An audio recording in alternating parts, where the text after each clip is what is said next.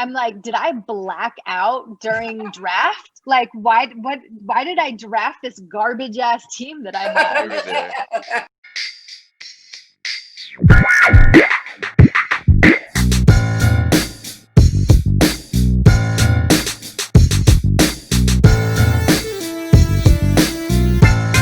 Recording started. Oh, hey, look at that. We're on. How's everybody doing today? Welcome to another episode of the Heroes Peak podcast. I'm your host, Chris. I'm trying to show some excitement tonight because poor James wasn't feeling too well. And I sat down and went, I'm not very exciting. So I'm going to pass that along to my other co-hosts and hope they can bring up the energy for me, because otherwise you're just going to get a boring nerd. So we're here at this podcast. If you wanted to know, we talk about movies, TV, and culture, pop culture, entertainment. And with me today, my co-host, not feeling so hot, James. How you doing, James? What's up, guys and gals? Yep, definitely low key tonight. So to bring it up, going to California with flowers in her hair, it's Brooksy. How you doing? I'm doing great. My fantasy sucks. The world is coming to an end, but other than that, it's all good. Oh, wonderful. And smiling down upon our burning corpse of a country, it's Mike from Canada. How you doing, Mike? Burning corpse. I'm all right. I'm a little bored now that Twitter's less exciting. That's right. You got to pull out some marshmallows at the border Yeah. and roast them over us. Yo, I'm seeing some LinkedIn increase in people coming. It's weird. It is a weird world right now. Like, who's this person? Oh my god, this is the wrong platform for that. What? I was gonna say, is it a bunch of people who are like, I have not worked for the last 4 years. Do not inquire about my previous employer, please. It's some weird stuff. All I can say. All right, and finally, down, giving us some white girl energy. It's Keith. How you doing, Keith?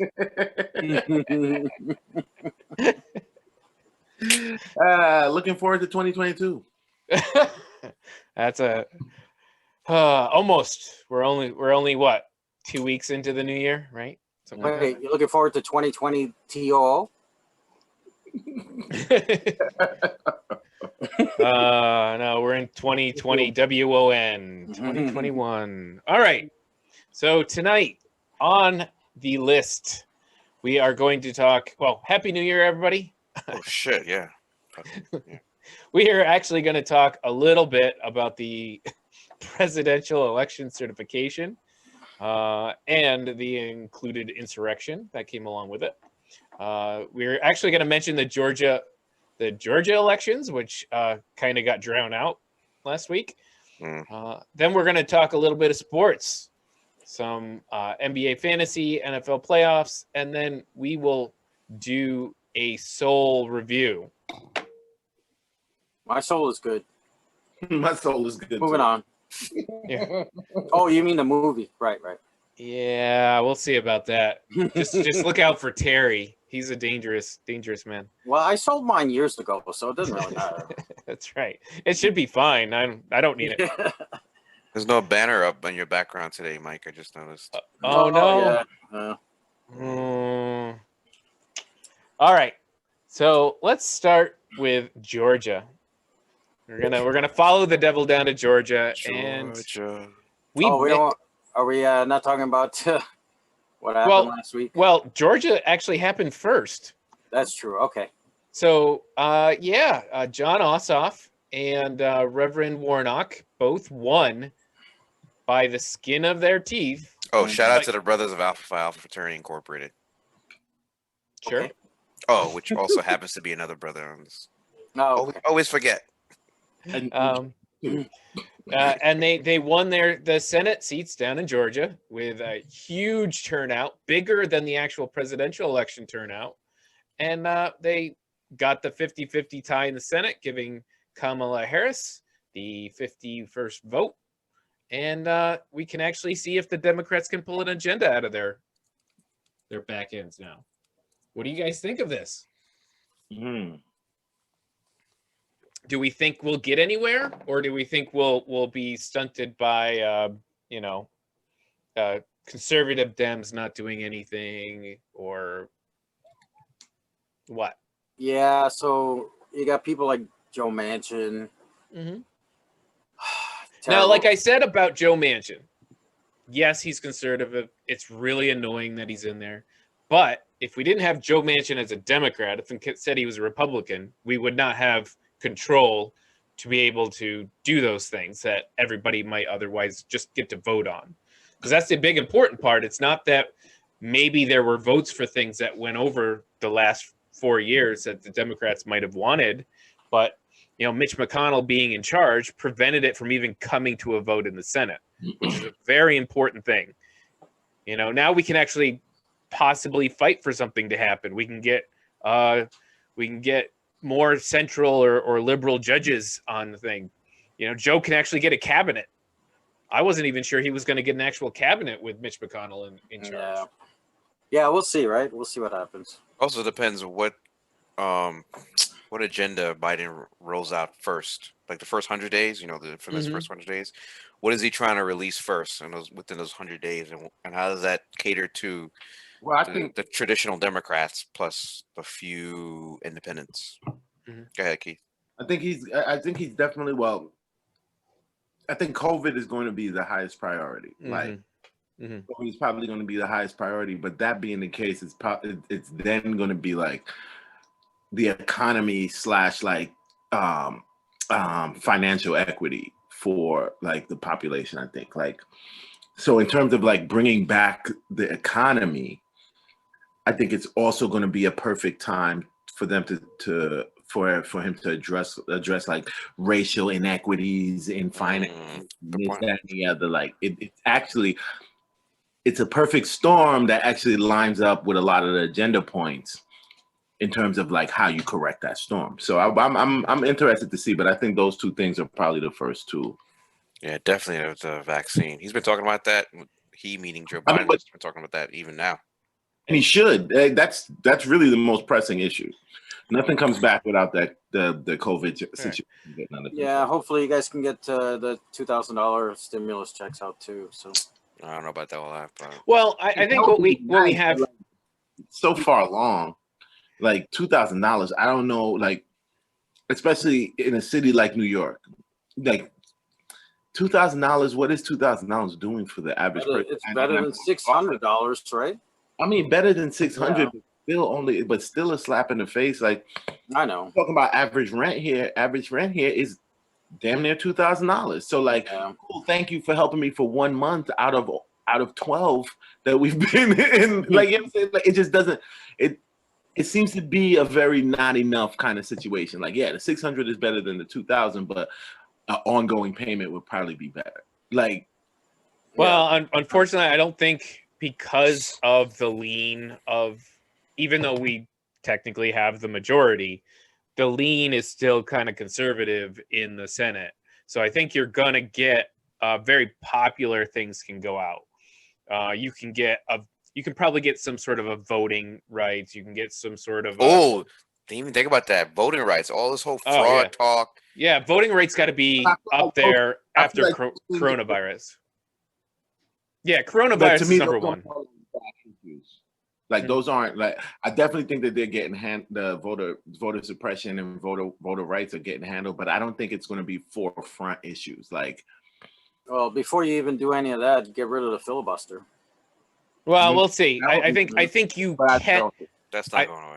I think. Yeah, it will. It can. We're going to move into the next topic here, and I think after what happened during the count, during last Wednesday, was it Wednesday?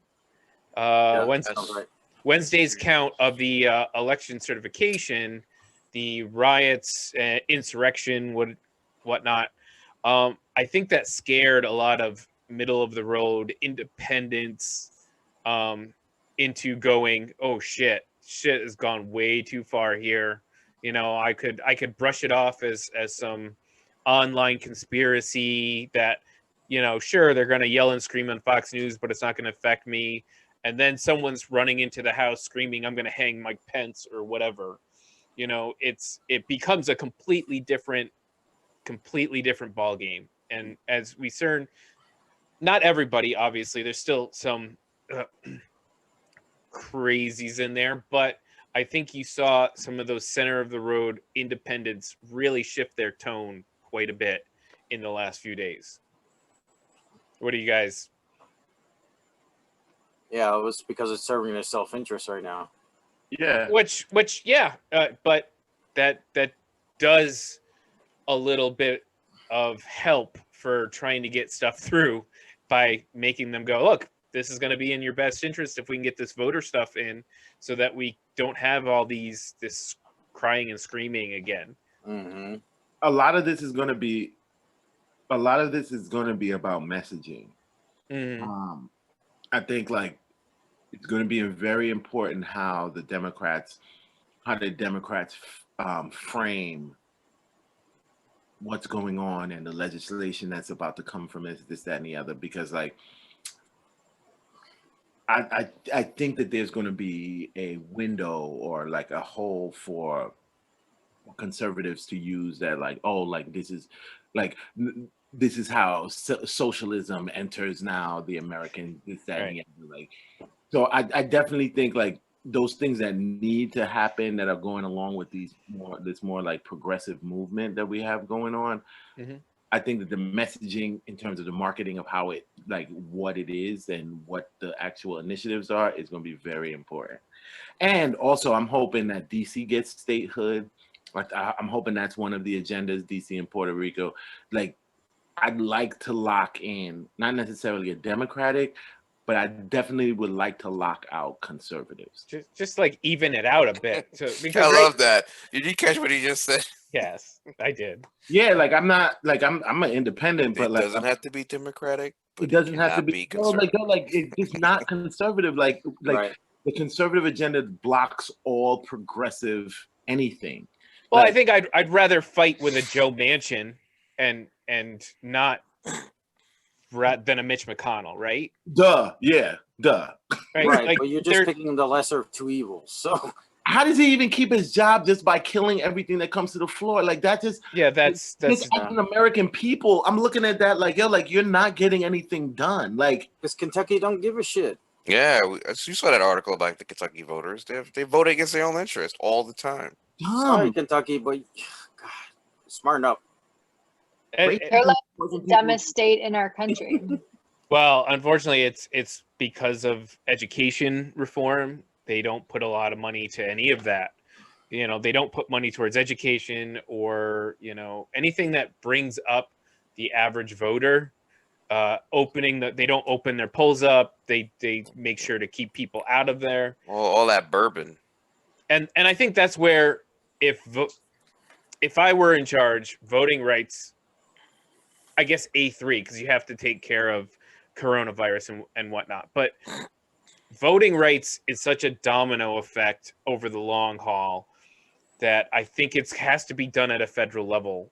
I mean, it's just immediately after what happened in Georgia. It's going to be some problems with the whole statehood thing versus federalism. Yeah. Well, it has a precedent. I mean, a lot of southern states were overseen by the Voting Rights Act by, you know, it's not like there's not precedent to say, look, you guys are just trying to screw voters. You're not actually working to and get everybody out to vote. You're trying to suppress it. So I think a federal mandate on things like, we can talk about gerrymandering, or you can talk about getting everybody automatically registered. You can talk about number of polling places per 1,000 people or something. You're very optimistic. Me personally, I don't see that happening. Not even within the next 20 years. I think it's what's killing. No. Federalizing, basically voting. I don't see. No, that you're not. You can set some rules without federalizing voting. You don't have to. And these places take federal money for that process. It's federal money that comes along with voting. Like all federal money comes with baggage. Like Yeah. you got to do X, Y, and Z to. I agree let with me you, give you an but then you example. have these southern states and some of the rural states that just don't want the federal involvement in what they preach as Except they their. take don't. it. Except They they take it because want they it. want the money. They take it all the time. They want the money. Like, yeah, like a lot of these places, a lot of the states don't want to do half the shit that they do just because, but they do it because like it's attached to that federal bread. Mhm. Yeah. So, for example, a lot of these southern states want voter ID. You know, and the problem is you have a lot of old voters who don't have any ID. So, okay, so you tell the states you want voter ID. Okay, here's what we're gonna do. The feds are gonna provide a voter ID card for everybody. Mhm. Situation done. So now you don't turn away anybody who doesn't have ID because it's all provided. Isn't that what they tried in the Southwest and Arizona and Nevada and Not those sure. states? Well, there were some issues with like, especially on Native American Yeah, land, where I they got don't really funky. about something about PO boxes versus home addresses and things like that. And Yeah, that was just nonsense. there's always going to be Republicans a are always barrier. going to push back against that. They're always going to push back against that because technically, by the numbers, there are more registered Democrats than there are Republicans in the country. Yeah, well, you know what the always thing. going to push back against fair and free elections. Well, you know what their issue is they'll tell you it's a problem, and then when you solve the problem, they'll go Find another problem. well, there's another problem. So yeah, that's why they don't really want to solve it. That whole federalizing of voting, you got to play across party lines for that, which I don't see us reconciling. You don't have to anytime soon. No, you have the majority, so like you see what the problem that the Dems have that like when the GOP is in control, they make stuff happen. They push their agendas through. So what? Like nobody's thinking about stuff like that. They're not even talking like that when they're in control. Like, oh, we've got to talk to the Democrats about. No, like they have an agenda and they push their joint through. They put people like Mitch McConnell in position to kill everything else and push their stuff through. Yeah, but there's no Democrat like that. There's no Democrat version of Mitch McConnell. Okay, I'm gonna say there's no Democrat version of Mitch McConnell, but we got the Senate and the House now. Right. So did Obama in 2008. If we don't push, don't get me started on that. Dems don't push. They don't push. Like Obama wanted to go across the aisle too, and everyone's trying to be fair and let's make things equitable. And then and the Republicans use that to get in control. And when they're in control, they don't give a damn about equity. Mm-hmm. Okay. Speaking of non-equity, the NBA fantasy. and bullshit. I am very much no equity. This is my first year in NBA fantasy, and I'm just sheer surprised at every day I look at my card and I see a new injury, a new out, some for this or that or the other thing, a foot, an ankle, a corona, a maybe corona, not the beer. And so it's pretty crazy. So, Keith, give us the lowdown. Where is everybody right now in this? Well, everybody's pretty much trash except for me. This is true. This is not false. Whoever wrong is, I don't know what team wrong is. Wrong is my boy from work. All right, he's who's gonna be watching this podcast. Shout out to Wrong. 3-0. He's 3-0. Like he's the only. We're the only two that's 3-0. He's a Philly fan too. Look, I think I might have won the first week if I knew how to play. If I knew that magic button existed that lets you set your, because I never changed my team for the week. Oh, you forgot how. At least you figured it out after week 1. It took James an entire season to figure it out. So. Like we've been playing for 2 seasons and James just started winning games now. Man, James, the bus was coming and they just threw you under. Because I beat both these. I beat both these folks. I beat Keith and I beat Brooks. It's all good. James like, I play in real life. I coach in real life. But yeah, these fantasy managers, you guys are pretty much trash. I didn't even expect this. I didn't expect this from Brooks. I expected Brooks to be more competition, but it's only week 3. I mean, well, so like I can't really be mad at it, but Brooks is trash. I'm so angry about it. I want to quit. I'm so angry. It's such bullshit. Because I can manage injuries, that's one thing, but managing COVID is a whole other thing. But we're all managing it. But technically, COVID is just an injury too. So if you can manage injuries, then you should be able to manage COVID. Except there's not enough places for me to manage injuries. If someone's injured, I can't just like put them aside. Like this is unlimited injured reserve spots, bro. I need a limited injured reserve. Hold on. Someone found out that the Yahoo default has 3 IRs. We only have 2. That's actually incorrect. I had to change it to 2. The default is 1. We had 1 last year. All right. We only had 1 last year. And that was only because I left the default and I didn't change it. Yeah, he's right. I looked into it. And the other leagues that I play in that are a little bit more competitive have no injured reserve spots. You got to manage that joint yourself. Like, so I can put someone on injured reserve and then I can pick up a player? If they're injured. If they're injured, it has to be So IR. It has to be injured, not out. Right. So that's the difference. Right, and Corona is not. Yes, and if you have Corona or Corona protocols, you're out, not injured, and that's my beef. But we all have that beef. We all have that beef. You didn't have players that were out because of Corona. I did. It's the first week that I played. That's how I lost. I did. See? And no, I don't. But it is only out. They only turn to out. John Wall was out the whole first week and a half, and I had him. Yeah, but he got injured. Yeah, but it turned to injured. It turned to injured. If you're going to be out multiple games, if they know you're going to be, the second week it turned to injured after I already lost. If you get turned to injured, whether it's COVID protocol or whatever, if you're only going to be out one game or there's game, and he wasn't even positive. He's just hanging out with James Harden. Freaking yeah, man, James Harden, bro. So. All right, so currently I am 10th out of 12 people on this list. Shit. Well, that's 2 people under you. Good job. Good job. And they're not Russian bots this time, like last year when James getting beat by.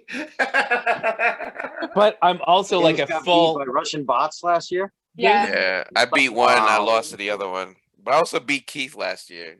Keeps laughing. So, that was definitely pure luck. Whatever. So who's number 1? Is that you, Keith? Keith yes, is number 1. Keith. So I am even asking questions though. I am a mere 100 points. I'm a mere 1,000 points behind Keith right now. I feel like when I look at my team, I'm like, did I black out during draft? Like, why did I draft this garbage ass team that I had? You were there. You were throwing shade too. I thought that Brooks would draft like the entire Lakers squad. I probably would have. You tried. I know. I did. Yeah, I definitely did. I definitely wasn't taking the entire Knicks squad, but I know basketball, so that helped a lot. But you also can't draft like everybody from the same team. You gotta mix it up, you know. You should, but there are some leagues that playing with like people who are really homers for their team, and like you'll see guys who will have like 4 guys from their team that they like. They evidently lose, but you know, right? Because if that team doesn't have a game, then you are out 4 whole players or however many on your roster. That doesn't even make any sense. Oh damn, Keith, you play against the Child next week. That's gonna be interesting. Who's the Child? The Child is currently ranked at number 3 in our league. Who is the Child? You know who the Child is. Who is it? Oh, Grogu. Cat. From Mandalorian. Cat is playing. Cat. Thank you, Keith, for answering that. I was gonna say I think she's asking for who the real person is. I know who she was asking, and I kept responding. The Child. Cat is probably like one of the only real points of competition I might have in this league. Wow. I predict by the end of the league that I will be in the playoffs and I will definitely beat James overall. Wow. I mean, that's very low bars, number 1. No, I agree with that bet. Low bars. I'm going to put money on her bet. I agree with her. No, wait, no. Don't agree with my Dems bet. don't even Hold believe on. in himself. No, but now he's just. Oh, cursed I my do. bet. Oh, I do. I do. Just like I bet on Trump. Oh, that was your jinx bet? Yes. He also bet against Georgia. Yeah, I did. I still owe Mike money for that bet. I didn't forget Mike. Better collect that money, Mike. Yeah, I'm working on it. All right. So there was another round of sporting events this weekend, and that was the NFL playoffs. And we had made some brackets, and I think I really failed this year in my bracket creation. Oh, so did I. I got wrecked. So, Oh, that's because you took the Bears, man. Come on. okay. Now, Homer stuff, like definitely. there is Homer stuff. I did take that. I did not expect to win, but I was like, you know what? I'll take the long shot, whatever. I can't bet against them. It's just crappy karma, right? Yeah, that's why I had to take the Colts, right? So. All right. So what we have here is, all right, so Baltimore beat the Titans, so what? The big news is really what the Browns did to the Steelers, is it not? Holy shit! That was Yeah. sad. That deflated a lot of people. Shellacking. 28 points in the first quarter, NFL record. And I turned the game on like 3 minutes into the game thinking, okay, what's it going to be? And I look and I'm like, wait, how are the Browns up by 2 scores? And I go quick look at the stats, and they have like three completions for like 14 yards or something. And I'm like, okay, I really missed something here. And it was just, it was for anybody who likes a underdog. You know, the Browns finally beating the Steelers in the playoffs was nice in that way. You know, they're like 0-16 2 years ago.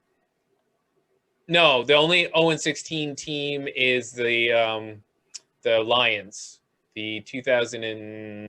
Oh, my bad. They were 1-15. Yeah, they were like 1-15. So yeah, the Lions. It's like, yeah, it's like this year when the Jets were supposed to go 0-16 and get their quarterback, and then they screwed it up by beating the Rams. Jets, Jets. They beat the Rams and the Ravens or something like that. I don't remember. Okay, so laughing at the Steelers, we all like to laugh at Big Ben. That's good. So I was with a bunch of Browns fans watching the game, and because my boyfriend is from Cleveland, what'd you say? I said you actually found some? Yes, my boyfriend is from Cleveland, so we went to his dad's house. Cleveland rocks. I'm sorry.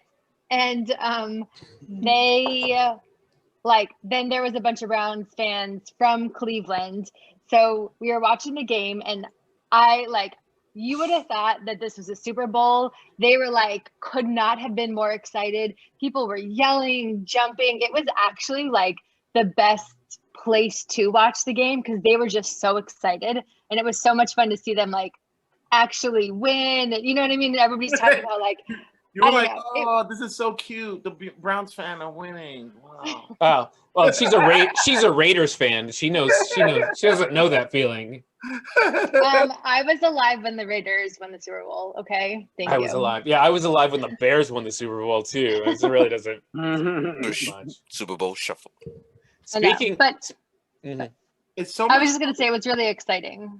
Yeah, it's so much harder in the NFL actually to people don't realize how hard it is to actually win. Yeah, because we've been watching the Patriots just do it like it's second nature for a decade. Because percentage wise or statistically, these are one and done games. It's not you play a series of games and the best team out of the series wins. That's a more actual equitable the better team actually comes out kind of situation. One and done games. Any given thing could happen any given game. As we saw on Sunday, and so did Ben Roethlisberger. Dude, for a team to actually make it to the Super Bowl multiple times, and the Seahawks, we ain't even talking about them. It's crazy. So like I actually my hat goes off to the cats who make it through on the playoffs Right. because like, it's there is a degree of luck about it. Mm-hmm. And speaking of a long, hard road back, the Buffalo Bills won their first playoff in 25 years. 25 of them, yes. I have them losing in the Super Bowl. I have them playing in the Super Bowl as well. That's cool because I have them making the Super Bowl. I don't know. I don't know who's going to win for 25 years. Yeah, I don't have them making the Super Bowl. Sorry, I didn't get your bracket, Keith. You want to post it up later? Oh, y'all did brackets? Sure. Yeah.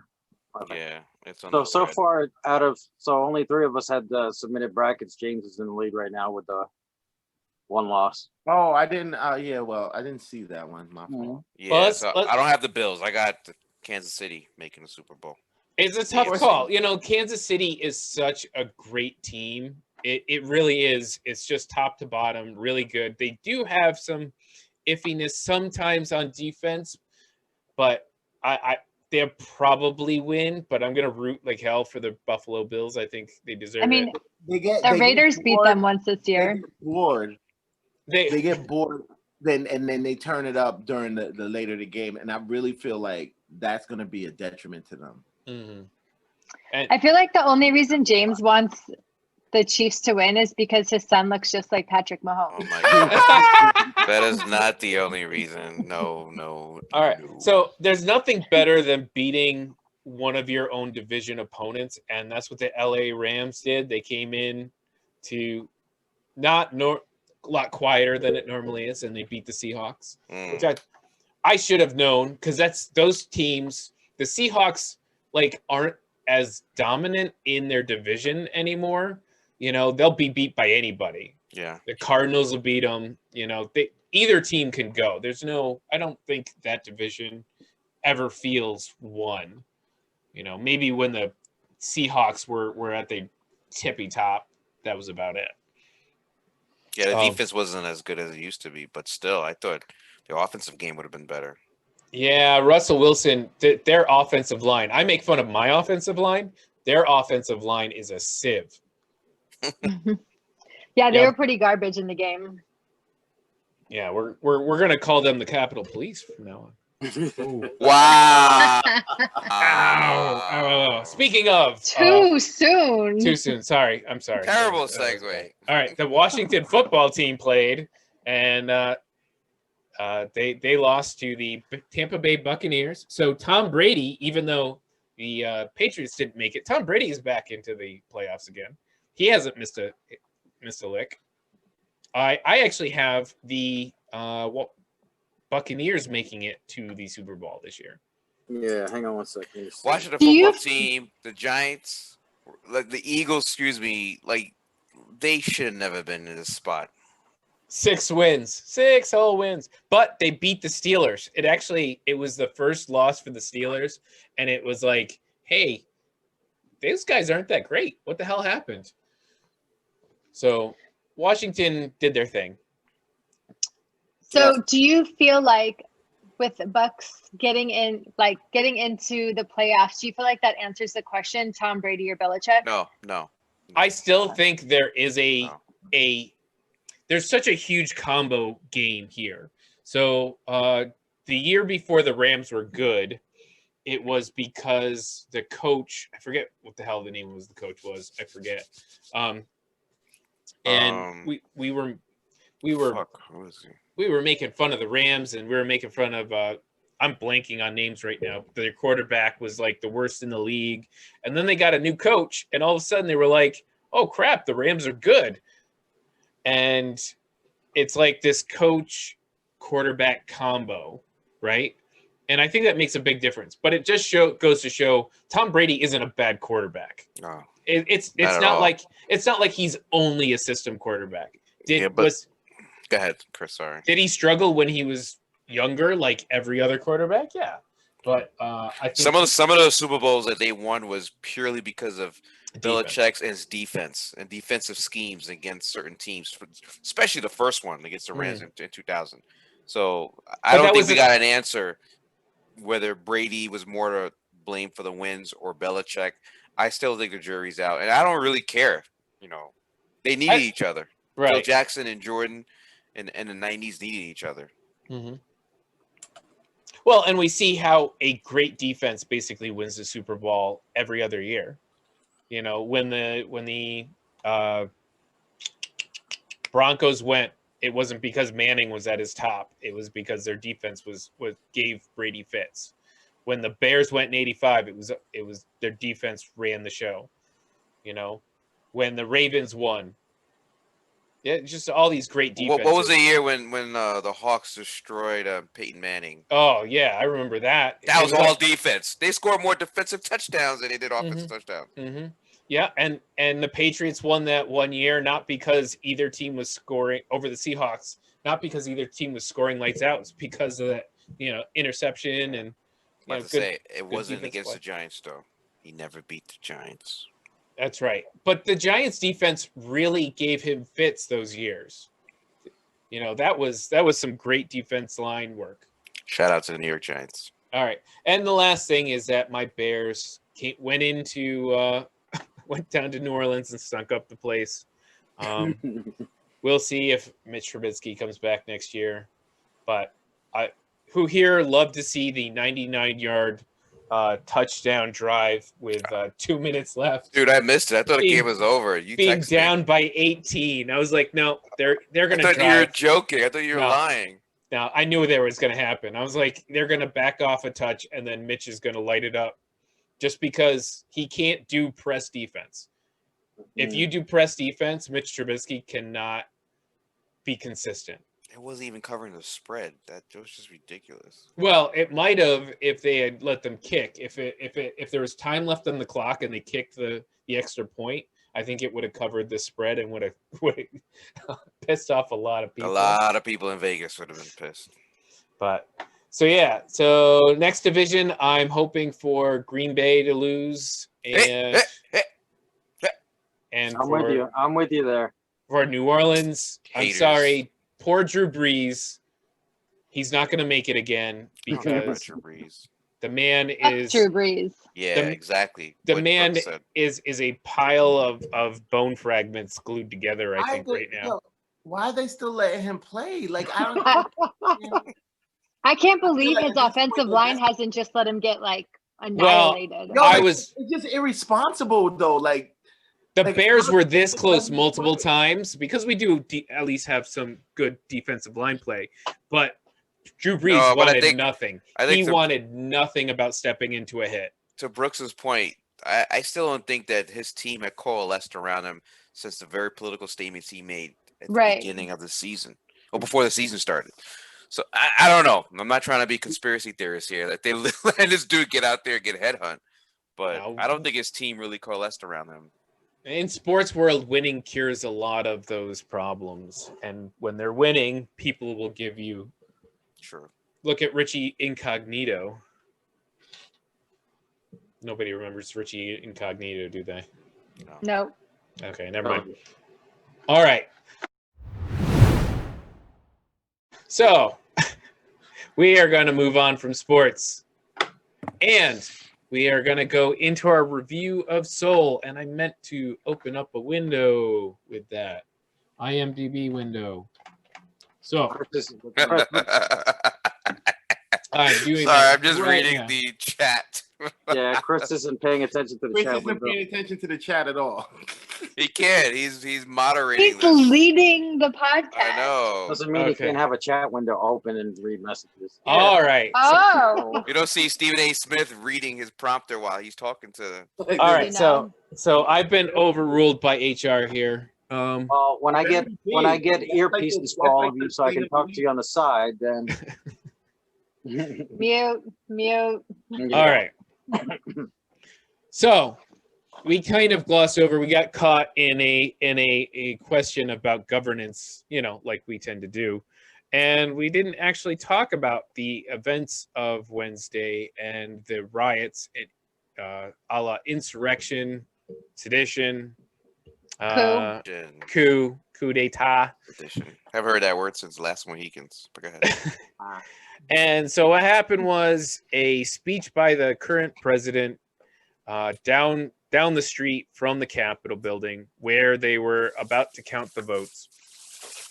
And he basically told everybody that their country was about to be taken away from them, and that he was repeated a lot of stuff he's been saying about lies about how the votes were stolen from him. And we've all heard it. You know what we're talking about. And they basically said, you have to stand up and stand strong or your country's going to go away. And they took him at his word. They turned around. They marched down the street. Trial by combat. They overwhelmed a very small amount of security. The local police, DC, not DC police, it's specifically the Capitol Police. And it was very light on the, I think, what did they say? There's only like a dozen of them on that side of the building. Basically, they're completely understaffed. For a 2,000-man force, 90% of them were not there, and people basically broke down barriers. And there's lots of video, there's lots of timelines for the events. The basics is they broke into the Capitol, chased people around. They ended up beating a Capitol police officer to death. Chased other people around. There was one of the rioters was shot by another officer as they attempted to crawl through a window towards the hall where all of the Senate, was it the Senate that was in there, or the Congress? Congress was Joe there. Biden. I mean, not Joe Biden. Were they Nancy Pelosi? But the whole thing was there because it was a joint session, so everybody was in the building. Yeah, including the vice president. He including was the there vice president. Certification of the votes. Now, luckily, they through the actions of various people, they were able to hide everybody, get everybody locked away, and no individual lawmakers were found. They had erected a shoddy-looking gallows, which was a little scary sight in the front lawn. They basically, part of the timeline problem is that there was a call for help, and that call was delayed. Now, big question right now, as they post articles, the second articles of impeachment for Trump, is whether or not there was a purposeful delay in the assistance. The National Guard could not go in because it's federal property, so they could not enter federal property without the proper authorization. Authorization from above. So it's crazy. I never thought I'd actually see it. It's one thing you see people get a little nuts. You see one or two people do something. They're fight with the security guards. They push on barriers, but they actual make it into the building looking for the people that they have announced on social media, and they're screaming it as they're walking in there that they want to physically harm, if not kill. And Chris, you haven't even mentioned the fact that there's vehicles with pipe bombs and weapons on the peripheral of the building itself. And this is the crazy part, is that people had guns, people had the zip ties that looked like they were going to take hostages. And yes, and it's been not ignored. It because they didn't go off. Pipe bombs were found in front of the RNC and the DNC. Yeah. Whew, there's a lot. There's just so much with this. A lot to unpack there. Yeah, there's a lot. So, Mike, I'm going to let you go first. What is it that you really wanted to say about this? I don't want to ignore it. I wasn't trying to go by it, but I know the rest of the team wants to talk about it too. So I mean, it was just a shameful day, just trying to get votes certified for it was done. Everything was done. You know what I mean? I don't understand what they were trying to accomplish. So, well, if you mayhem and mischief. Well, I think mischief is a light word. What I think with the rhetoric that's been happening is that the continuing to say something was stolen and that your country is about to basically be be destroyed. The words they've been using are very specific. Without using the word coup, they basically accused Democrats of planting a coup. But it wasn't just Democrats. Suddenly it was every Republican lawmaker that was going along with it. It was every judge. It was this Supreme Court. Mike Pence. The vice president himself. Right. It like that gallows was meant for him. At no point did any of them go, "Oh shit. It's only me and Donald Trump saying he won." Against everybody else. And Ted Cruz. And... basically a handful of people. Yeah. You know, and there was a couple thousand people there, but 2,000 people in the scheme of things, in the size of the country, they keep saying, well, 71 million think this. No, I'm gonna step on for a couple of Republicans and say, I don't think 71 million people think it was stolen.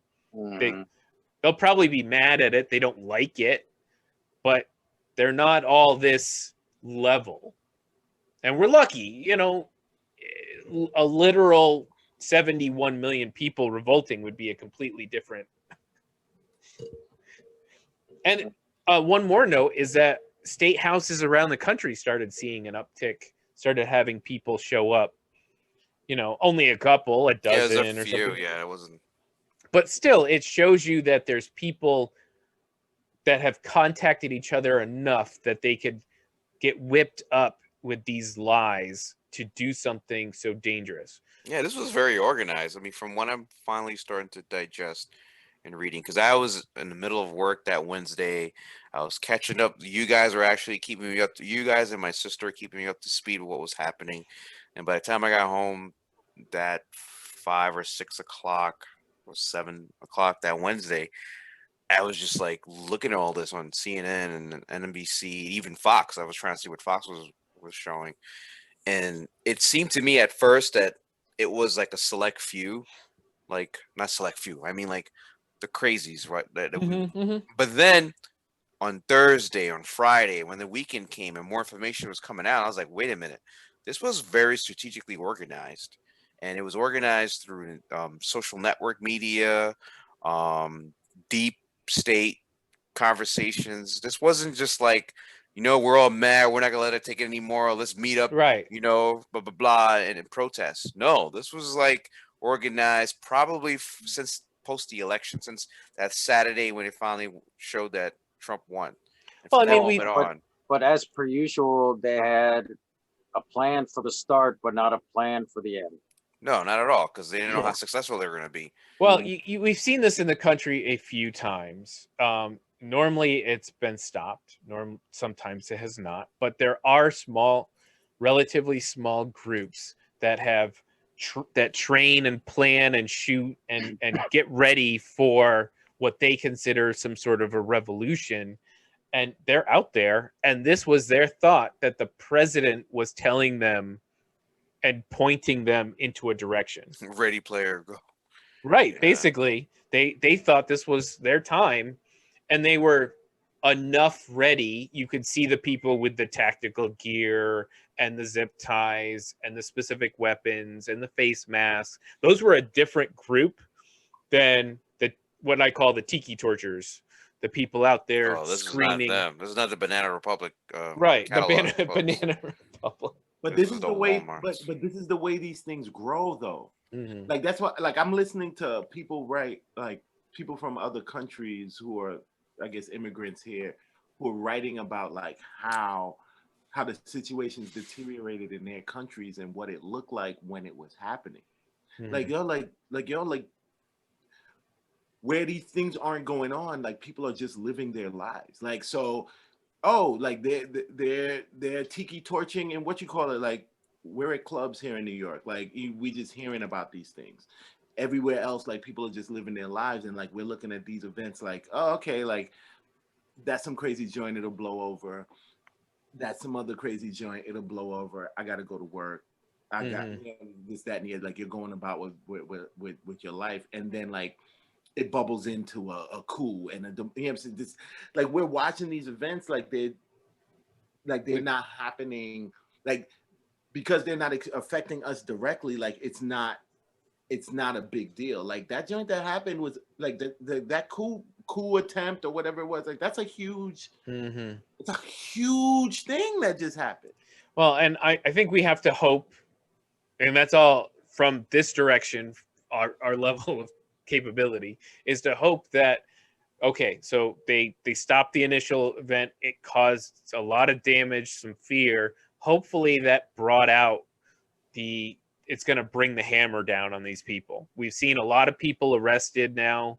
They're starting to filter into, and they're on no-fly lists where seen people freak out about being on no-fly lists. I mean, luckily these people live streamed their event, so those are just the fringes, right? We have video of all of the events. They a lot of people told people exactly. But hold on. To Keith's point, these are just the fringes. There's a lot of people that we're finding out now that were involved, that were part of the government themselves. Those people who are organizing these things, like they weren't on video, they weren't live streaming the things that they were doing. You bugging out, like those organizers are still like are they're probably not even, their names ain't make it to those no-fly zones because they probably didn't appear on camera. Well, they are investigating 15 Capitol police officers.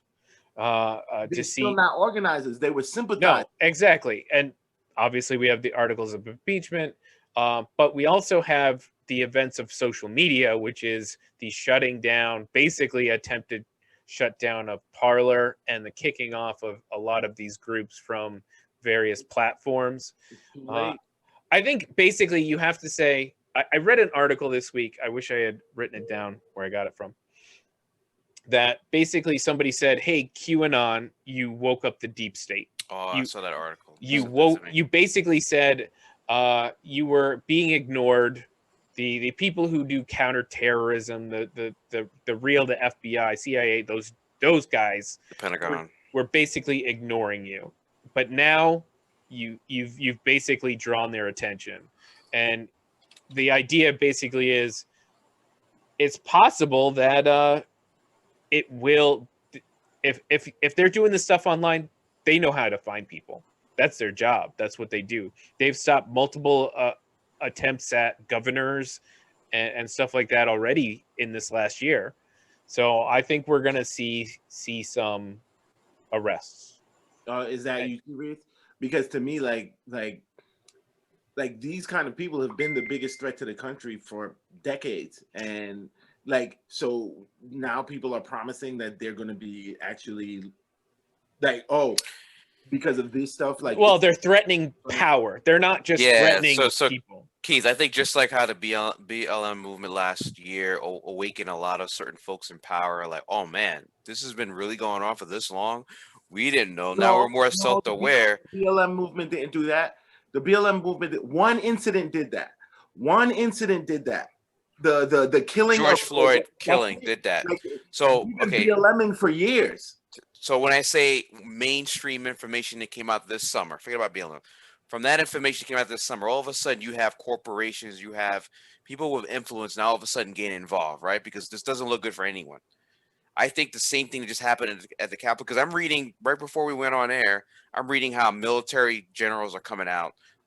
Big businesses are pulling funding out. Just like the summer, the outcome of the summer, what came out from that movement that we knew was happening for decades. And now we knew that there was white terrorism, white national terrorism and fascism was happening for decades. Mm-hmm. It wasn't new because Trump became president. It was just more emboldened because Trump became president. And to the point where there's a flash fire, just like last summer. So now you got all these different entities, government agencies, corporations, the military coming out like, oh yeah, we're going to do a clean sweep. Like I was reading an article today, they're investigating people who were active duty that were involved, that quote unquote weren't involved when they came into the Capitol, were involved as far as communication and getting people out there, mobilizing folks to protest against certification of the election. That's the way I'm looking at it, right? That's the way I'm looking at it right now too. It's going to get a little more serious because of the same reaction that we saw happen last summer. I want you guys to think about this, though. Think about how deeply that goes. Oh yeah, you're not getting rid of it. You think that they're going to pull out the generals, the heads of the police departments all across this country, and the people in government, the what you call it, that are down with these white supremacy, what you call it? They're not. It's like that unraveling that ball of thread, unraveling. That's not. It's a cool conversation to have now, but it's not gonna happen. I agree. Just like the whole conversation about defunding police and changing police reform. I was telling you guys, I don't see it happening immediately, but the conversations are happening, and there's certain strategies that are doing, which is what I think they're going to start doing with this issue as well. It's going to have. I'd normally, like, I would love to have faith in that. Like, I look at the police issue as this thing, like, okay, the police issue is one directional, like we're looking at the police and policing and like white supremacy and the issues in policing. Now, if you want to take this particular issue and start to unravel who the players are in this issue, it goes far beyond like one organization. Like, oh, like these people in the police force are part of this white supremacy issue. All these people in the military. Oh, these people in the government. These people in education. These people. It's not gonna happen, bro. Our country was founded on white supremacy, so you would literally have to go back to the start of our country. Exactly, like we literally have to dive down now and like dig out to the root of the stuff. It's not gonna happen. That's the only way it's gonna. That's the only way it's gonna happen. Is exactly what he said. You have to literally. Racist, like, oh, I wouldn't have done it like that. That's not how I would have. What you're gonna end up with is they're going to pull out the these groups, the groups that go into the woods and play paramilitary. Those are the groups that are gonna take this. Yeah. Right. The ones that are gonna that the people in the deep state could call on to make the trouble. They're the ones who are going to take the fall for this. I think that's. But you're at least going to understand. Like they're feeling like martyrs now. Like it's their time. So yeah, you'll have the fringes of the people who will drop off, and like that, like there's one dude who's like, oh, I'm so sorry that I did this, and I shamed my family and my. Those aren't the core of like this particular movement, and it's not like the idea is not like they're gonna win this big war, but they're gonna do little stupid things along the way. Like there's gonna be bombings here. There's gonna be like these 30 people get shot here. They're gonna shoot up a church. Like those are the little stupid things that you can't like. But I want to marry this topic back to the early topic about the voting suppression stuff. Right now, the Republican Party kind of owns all of these groups. They don't want to admit it, but it's in their tent pole. So if they want to compete with the Progressive Party, whether it be Democrat, whatever, they're going to have to make certain action to keep these folks out of the party's flashlight. That's why I'm thinking there's going to be some real movement made, whether it's stage acting, whatnot. Hey, look, we're doing this and the third, only so they can keep the amount of people that want to be in part of the Conservative Party, like up in front against the Democrat Party. There's gonna be some real change. No, it's not gonna answer the overall like fuck this country. Like Brooke said, this country is founded on a simple philosophy. The haves and have-nots. It just happens to be color, versus non-color. But there's going to be, I believe there's going to be certain changes going to be impactful. Not what I like your optimism. I definitely do like your optimism. There's going to be some impactful changes that we're going to see, not within these next 4 years of Biden. Definitely not. But we're going to see, because the Republican Party needs to be able to compete against the Democratic Party. Right now, we're a two-state system, so I'm only using these two. They have to we're growing as a population of minorities, right? So we're going to get more and more people who are going to be coming in from other countries, for people of color, African, South American, Asia, and they're going to say, "Well, I'm not aligning myself with these, fascist people. I want to see, and I don't believe in all the liberalism of the Democrats, but I'm not messing with these Trump type of dudes." So they're going to start playing this political game the way Reagan did in the 80s. And all of a sudden, it's going to be like, well, we don't really see fascism anymore in our faces. We might hear like the explosions here, a couple of like paramilitary groups there, but they're going to make certain changes to push back what Trump did for these last 4 years. That's what I think. Yeah, I think that they'll make some changes, but like there's certain things that you can't change just because it's been unveiled. Or I honestly, like, the GOP for my whole lifetime, like, they've been just about winning. Like, it right. I can't say that they've been about like wanting to govern better and this, that, and like their whole thing has been about winning. And so I'd agree with your point if they were more like the Democrats in this particular form, and they just felt like their governance was better for the country, and like they just want to win. So my point is, like, if like they've already painted themselves into a corner with like the white supremacists, with the militia folks, with the this, that, and the, like, that's their base. Those are their people. Wow. So now, like, if they want to take a stance like, oh, we're against all of that, like, now you're just running against, you're trying to peel away Democrats from Democrats. Well, unfortunately, the country isn't so easily. We've seen people will vote even. Will close their eyes and vote. Yeah, that's what the midterm elections were about, by the way. That's a good point, Keith. You peeled the Republican Party in 2010 were able to peel away from the Democratic Party certain independents that were fiscally conservative but progressive. What's the term? Fiscally conservative but socially liberal. Mm-hmm. And they were able to do that on a certain platform. You know, whether it be religion, gun, like the old core tenets, right? Forget about the fascism and racism, which we know is in that party deep. They play other parts of their party well to certain demographics. Cuban Americans in Florida, Hispanics in Nevada and Arizona who finally switched in this past election. They're able to peel seats in Congress, Senate, and Congress.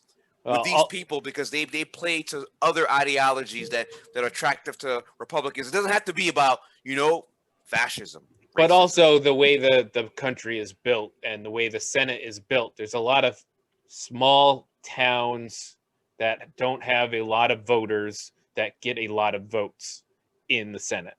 So the Senate just becomes harder for people who tend to come with larger populations from the city in large population groups. You just end up with less representation overall. All right. That probably went longer than Mike had expected. Mike is mad at us. Look at his face. He looks redder than the red guard behind him. I can't tell where his face starts.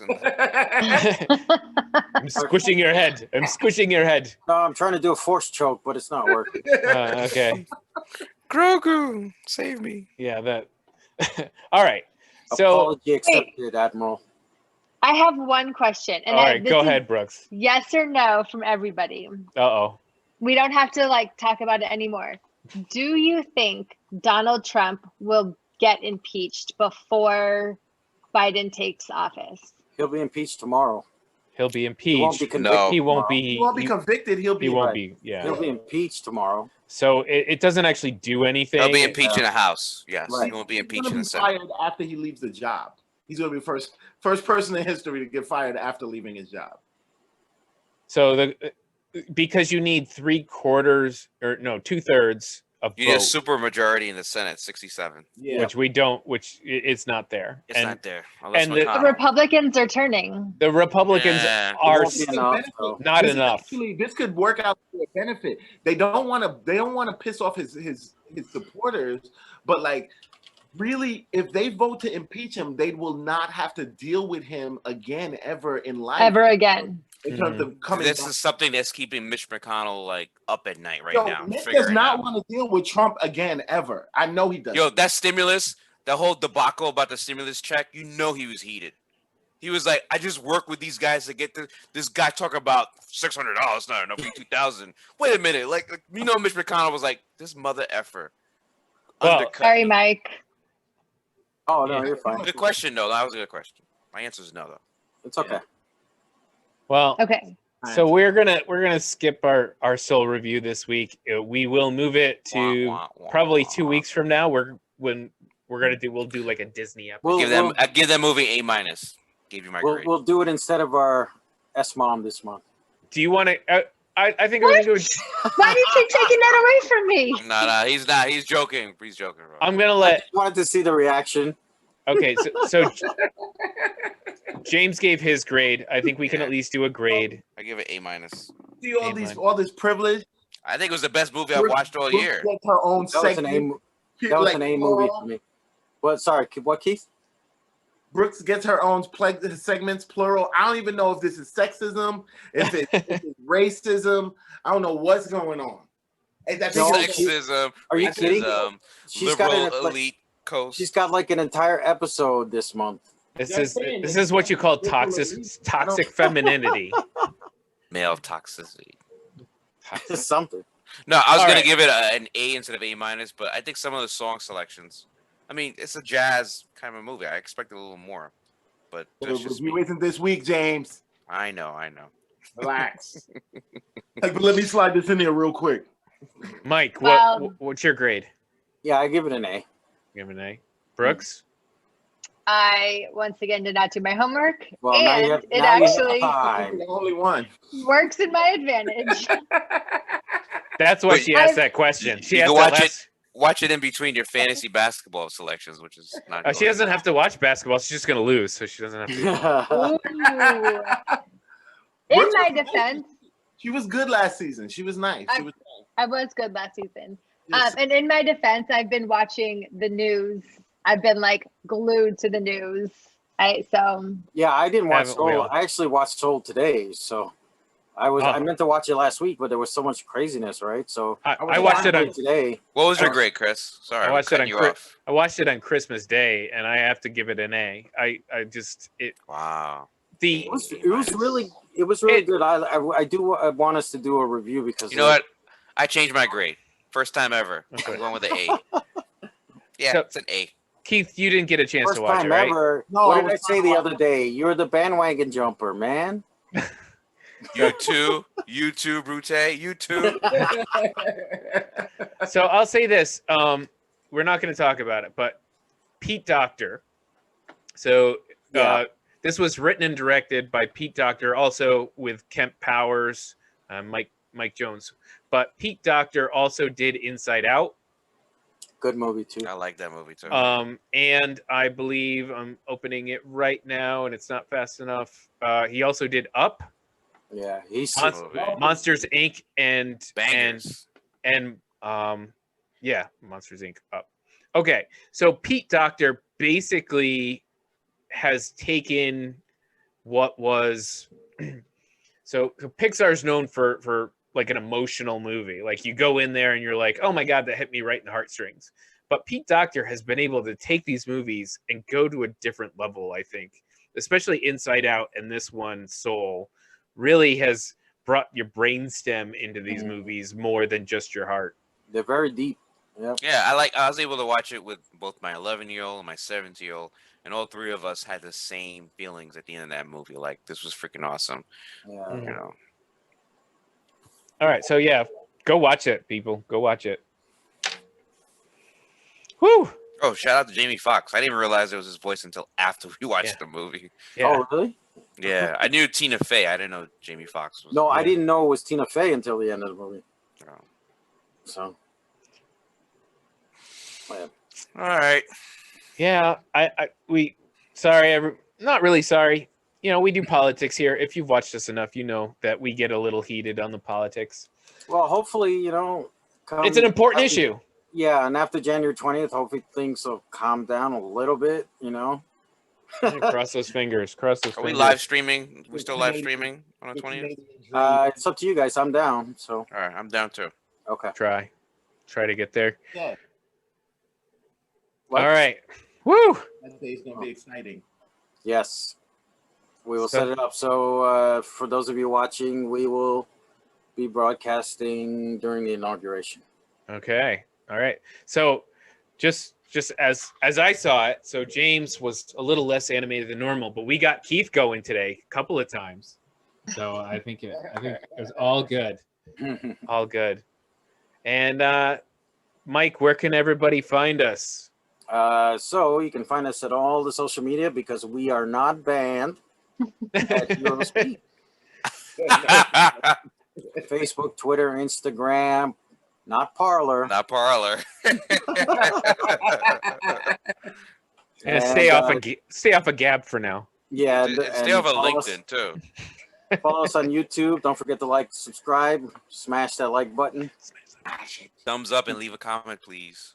Yeah, I'll leave a comment somewhere. Text us directly. Yeah. Tell us what you think. Can't always be Chris's brother. Text James directly. Yeah, we'll give you his number later. Yep. When storming the Capitol, wear a mask. Oh God, wear a mask. Wear a mask.